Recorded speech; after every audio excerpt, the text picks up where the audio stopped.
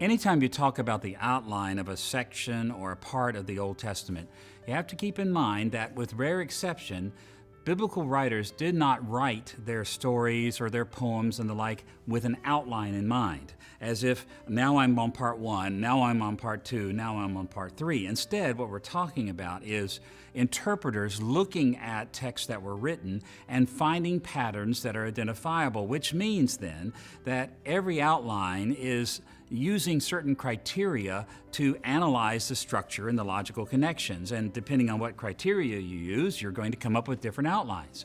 Well, one of the criteria that you can use is that of balance or echo or reflection or parallels between earlier sections and later sections. And when it comes to the story of Jacob, this is certainly the case that we can see very plainly, just obviously, that Jacob's story divides into three main parts.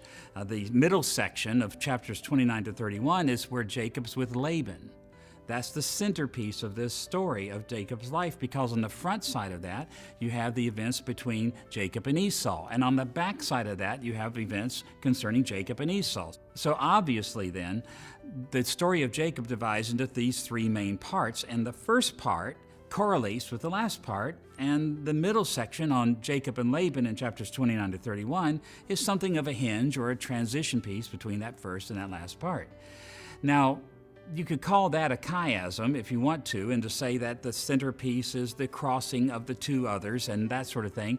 But when you find even more detailed parallels, say between the first section and the last section, as in the case of Jacob, then you come to the point where if you have enough of these parallels, you could actually call it an intentional chiasm, where the writer is thinking in terms of, I've done this, I've done this, I've done this in the first part, now I'm going to do these things that have rough correlations back to the earlier part.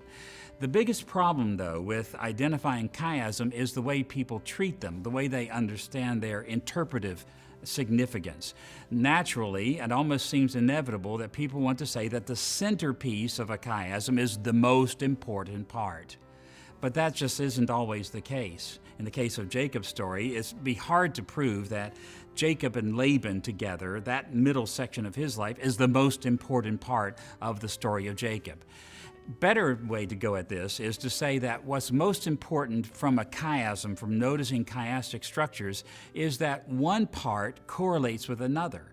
And because of those correlations that come out in that kind of structure, you have the opportunity then to compare and contrast the correlating sections. And that's what's valuable when it comes to the story of Jacob. The early parts of Jacob's life correlate to later parts of Jacob's life. And when you see those correlations, which involve both contrasts and comparisons, when you see both of those together and they pop up between these various sections, then you have the opportunity to see what Moses, as the author, is emphasizing in both of those sections. Comparisons and contrasts, that's the key for understanding the significance of a chiasm.